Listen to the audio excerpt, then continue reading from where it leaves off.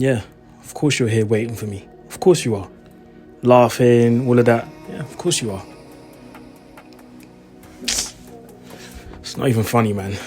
It's not funny at all. So, yeah, you man, go ahead and laugh at me, man, because we probably deserve it. What's going on, people? Welcome back to the channel. Aaron here, back again with another video. Don't know why I just stalled there, but yeah, back with another video. And what do I say? What can I say? It's time to talk about Manchester United again, man. And this is not your typical match reaction, as you guys know. But I do want to start off with a question. How long has Fabian Huertela been in the country? How long has he been in the country for? How long has Fabian Huertela been in the country for?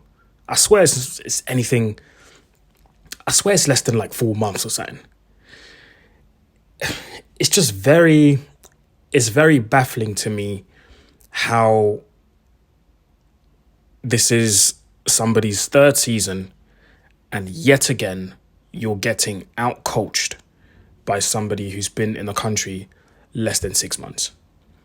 This is Huertela's first big-time job, I could say.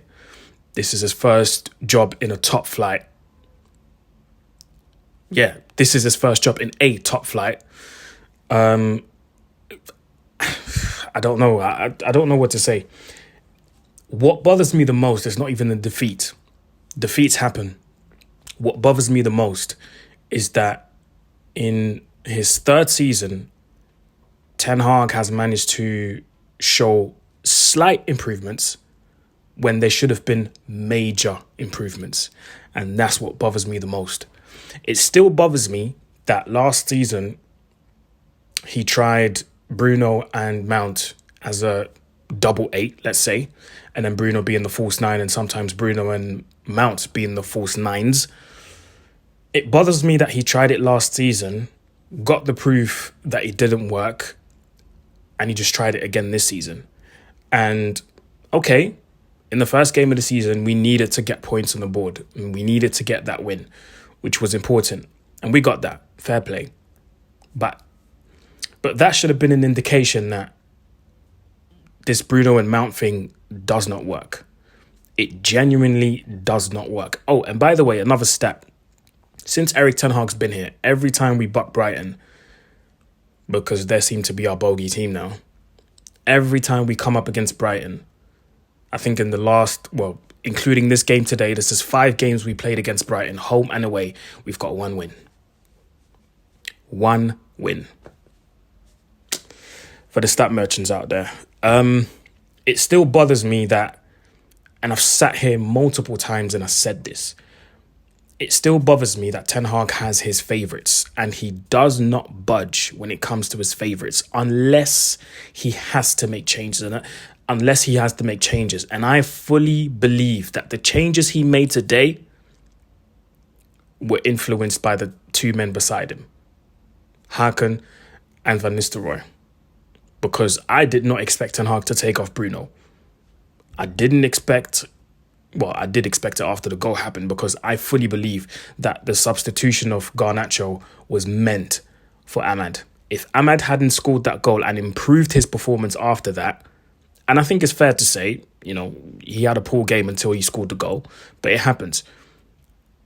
If Ahmad had not scored that goal, he was gonna be taken off. Our front three today was woeful, I'll be honest, until, again, Ahmad scored the goal. Then he gradually improved his performance, raised the levels, and even, you know, tracking back and in defence, he was really good. And I put out the tweet and I got cooked for it and people saying I'm doing too much, but is this the front three that Sancho has to fight to get in? Like, is this the front three he has to fight to get in? Let me ask the question again. Is this the front three that Sancho has to fight for to get in? Because I'm sorry, yeah. Again, Ahmad, I'll give you a blight because today he had an off day. And obviously, condolences to him and his family. He just lost his stepmom, but he still demanded to play. And I commend him for that. So, Ahmad, I'll leave you out of this. So let's just say front two, but you guys know what I will mean by that. You're telling me that Sancho would have done worse than what I've seen from Bruno Fernandes today, from what I've seen from Mason Mount today, from what I've seen from Marcus Rashford today? There's no way. There's absolutely no way. Absolutely no way.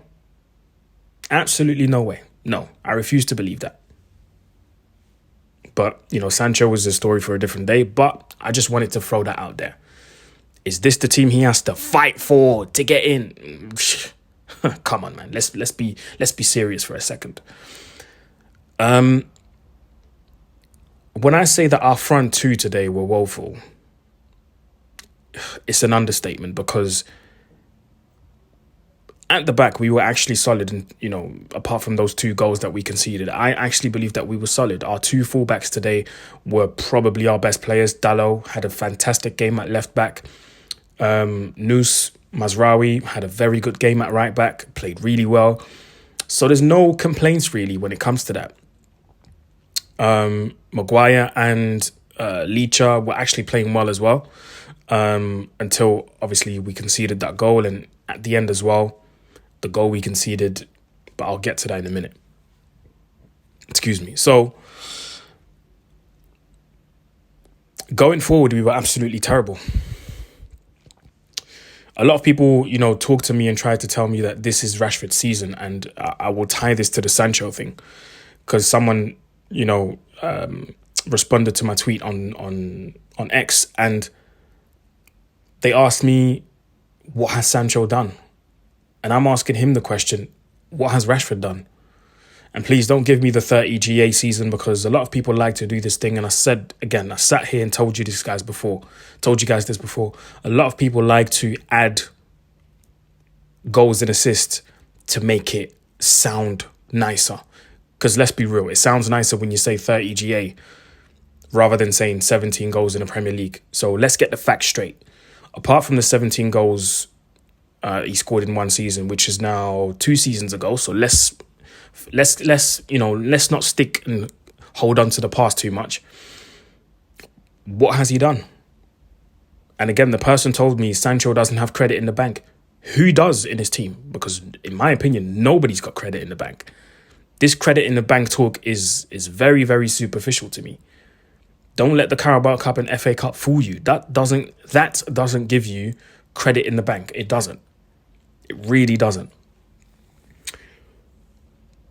Towards the end, obviously the goal that we scored was very unfortunate. It was very unfortunate. The Xerxes slide, and the ball ended up coming off his knee and then into the back of the net, and he was offside.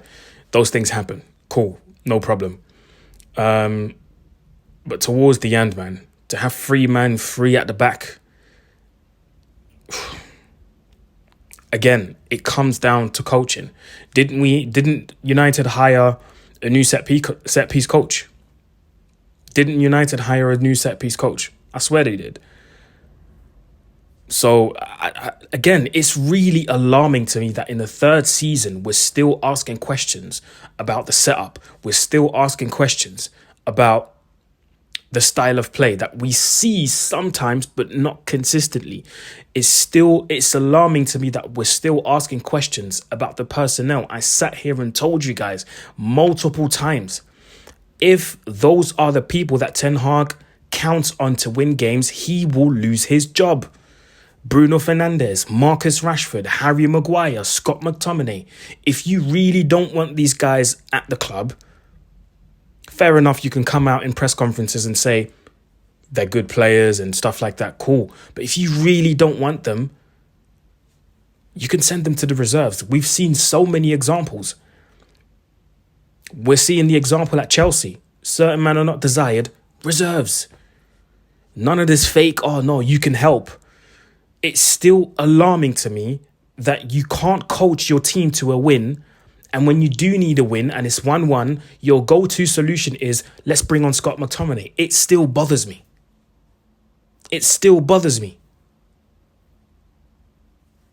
It still bothers me that in 3 seasons, we're still seeing the same things over and over again. Xerxes was the striker, but Bruno Fernandes was ahead of him. Bruno Fernandes was still doing his one-man press at times. I'm just really, really worried. And we've got Liverpool coming up next week. Lord knows what's going to happen during that game. I just don't know, man. I've got huge concerns about this, people. I've got huge concerns. And it's the second game of the season, guys. It's the second game of the season. And I'm having all of these concerns already. Like, in my head, all I'm seeing is red flags. Right now in my head, I'm seeing bare red flags, people. And I don't know how to ignore them. I just can't. I'm sorry. I just can't.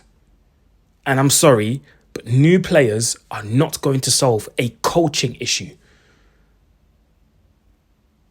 It's not going to solve a coaching issue. Ugarte can come in. It's fine. We'll be happy. We'll celebrate a new signing coming in, all of that. But what the hell? Like, what the actual hell? Ain't Scott McTominay meant to be on the verge of leaving the club? Is he not in negotiations with somebody? And I swear, when someone is in a predicament like that, you just leave him out for his own protection. One, because you don't want him to get injured and then not being able to move to go to another club. And two, for the betterment of the team. You don't want the team to be distracted with the whole, why is Scott playing? I swear he's leaving. It can disrupt the whole dressing room. But no, your go-to solution is still to bring on Scott McTominay when you need a goal. You've got Xerxes up front. Ask him. I'm just really, really baffled, man. Like I said, in my head, I'm seeing bare red flags and I just can't ignore them. I really can't ignore them, people. And I fear that this is not going to end good. It's not going to end well. Like I said, this is Ten Hag's third season. We should have seen major improvements already. Don't get me wrong. At times, we played some wonderful football. Yes, the combinations in tight spaces, I can see that there's an improvement on that. I can see that there is a slight improvement for certain people in the way we pass the ball. We pass the ball with intent. It's hard passes. They get to the people they're meant to. They're intended for. I can see slight improvements, but like I said, in your third season, we shouldn't be seeing slight improvements. We should be seeing major improvements.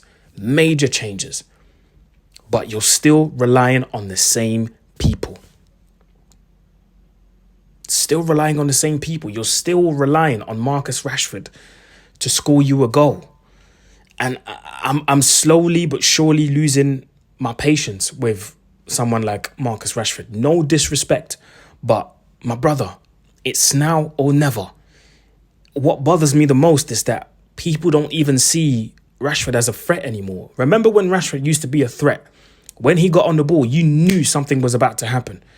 It wasn't magical, but you knew, okay, he's going to step over, do this, boom, go past this man. Nowadays, I don't think defenders are afraid of Marcus Rashford anymore. I don't think they are. This is his, I don't want to say the wrong thing, but 7th or 8th season in professional football.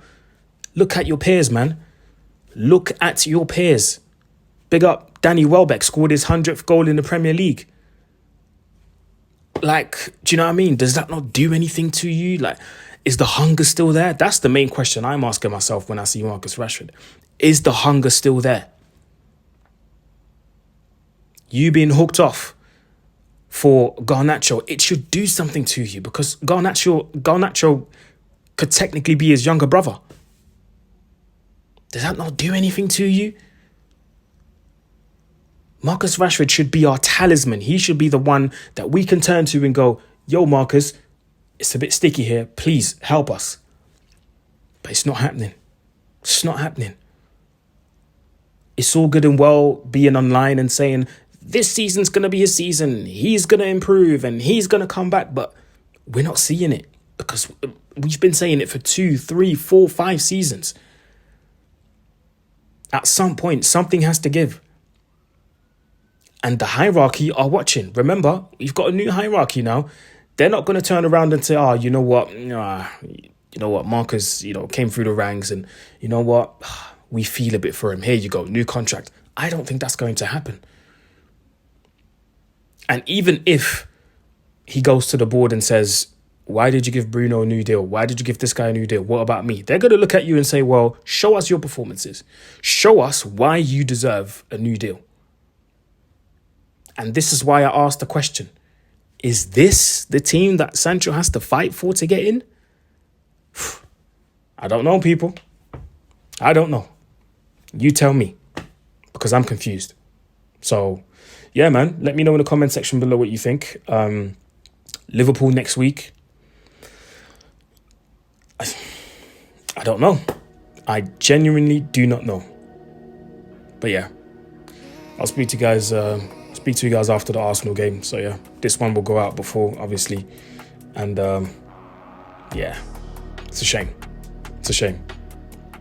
Third season in, and I'm still seeing the same thing. Here's what it is. Anyway, like, share, subscribe, people. As well to 13k. Shout out to everybody who was tuning in.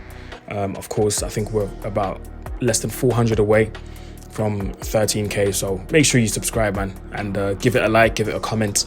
Share this with people that you love, that you know that love football. And I'll see you soon. Peace.